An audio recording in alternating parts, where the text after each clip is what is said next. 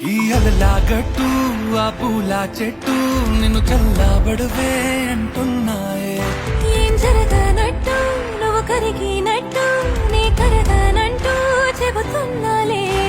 నీతో వాదులాడి గెలవాలేనే